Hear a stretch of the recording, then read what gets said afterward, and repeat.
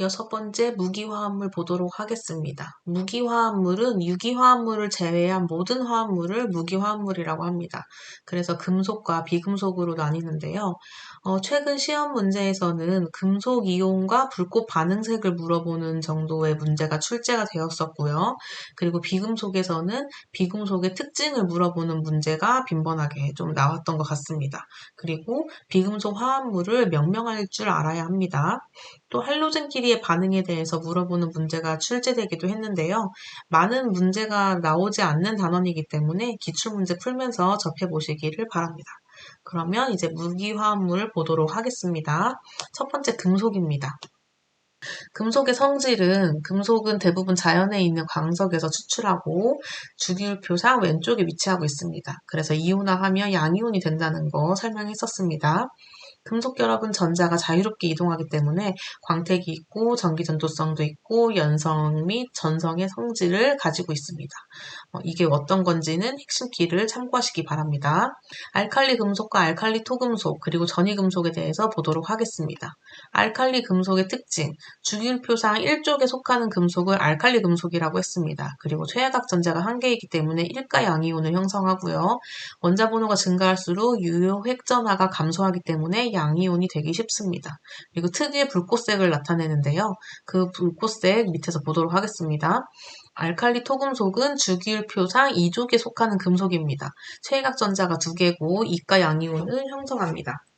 마찬가지로 원자 번호가 증가할수록 유효 획전화가 감소하기 때문에 양이온이 되기 쉽고 불꽃색 보면 함께 알칼리 금속과 알칼리 토금속 합해서 보도록 하겠습니다.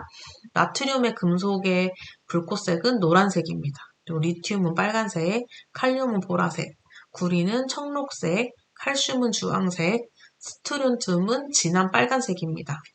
이 불꽃색에 대한 문제가 과거에도 지금도 출제된 적이 있기 때문에 반드시 암기하시고 넘어가시면 좋겠습니다. 전이금속 보도록 하겠습니다. 전이금속은 주기율표상 3에서 12족에 해당하는 금속이고 최하각 전자가 1개에서 3개까지 다양하게 나타납니다. 원자 번호가 증가해도 원자 반지름에 대한 주기성이 뚜렷하게 나타나지 않아서 우리가 원자 반지름에 대해서 설명할 때 전이금속은 제외하고 했었습니다. 두 번째 비금속 보도록 하겠습니다. 비금속 14족부터 볼게요.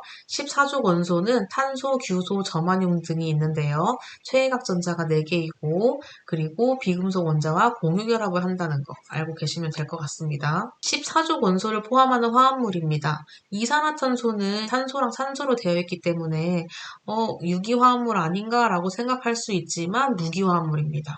그래서 이산화탄소는 이렇게 산소와 탄소가 각각 이중결합을 가지고 있어서 직선형을 가지고 있고요. 이렇게 어느 한쪽으로 치우쳐지지 않기 때문에 무극성을 띠고 있습니다. 이산화탄소는 공기보다 무겁고 불에 잘 타지 않아서 소화기에 사용됩니다. 그리고 이산화탄소는 상온에서 압축해서 고체 이산화탄소인 드라이 아이스가 되며 쉽게 승화해서 냉각제 등에 사용이 됩니다. 이산화탄소를 검출할 때는 석회수에 이산화탄소를 넣고 흔들면 뿌옇게 흐려지는데 이러한 반응을 통해서 이산화탄소를 검출할 수 있습니다.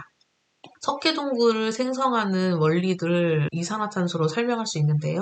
이렇게 뿌옇게 흐려진 용액에 계속해서 이산화탄소를 불어넣으면 다시 맑아지는 그런 현상을 이러한 반응식을 통해서 알 수 있습니다. 다음으로 규소 보도록 하겠습니다. 규소는 지구상에서 산소 다음으로 가장 많이 존재합니다. 우리가 요새 반도체가 대세인데 반도체 웨이퍼의 재료로도 많이 사용이 되고 있죠. 그리고 석영 모래를 정제해서 웨이퍼 재료로 사용하고 있고 탄소와 같이 최하각 4개인 전자가 공유결합을 하고 있으며 Si로만 이루어진 웨이퍼를 진성 반도체라고 합니다. 그리고 N형 반도체와 P형 반도체가 있는데요. N형 반도체는 최하각 전자의 수가 5개인 15족 원소, 이것들을 첨가해서 진성 반도체의 자유전자가 생기는 반도체입니다. 5개이기 때문에 우리 보통 4개의 전자가 공유결합을 하고 있잖아요.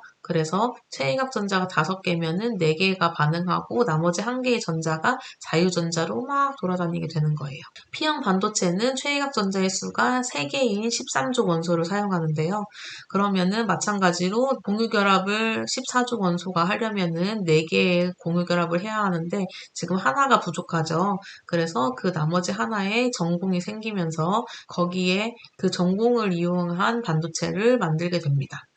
전공이라고 하는 건 보도록 하겠습니다. 진성 반도체에 13족 원소를 첨가하면 공유결합 시 전자가 1개 부족하게 되는데 상대적으로 플러스를 띠게 됩니다. 이를 전공이라고 합니다.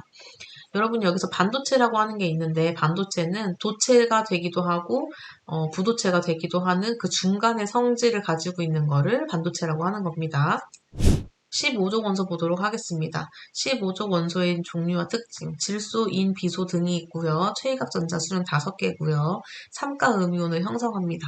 그리고 질소기체 같은 경우는 3중 결합을 해서 반응성이 아주 작고 그리고 대기 중에 약 78%를 차지하고 있어서 직접 활용하기는 어렵습니다. 그리고 암모니아 같은 경우는 극성 분자로 물에 잘 녹고요. 수용액에서 염기성을 나타내는 특징을 갖고 있어요. 하버 보슈법에 의해서 이렇게 질소와 수소가 만나서 암모니아를 형성하는데 이 반응식을 통해서 정반응이 우세한지 역반응이 우세한지를 나타내는 그러한 반응식에 관한 기출문제가 있습니다. 문제를 통해서 나중에 확인하시는 게 더 효율적일 것으로 보이니까 여기선 하버 보슈법이 이런 게 있다 정도만 알고 넘어가도록 하겠습니다.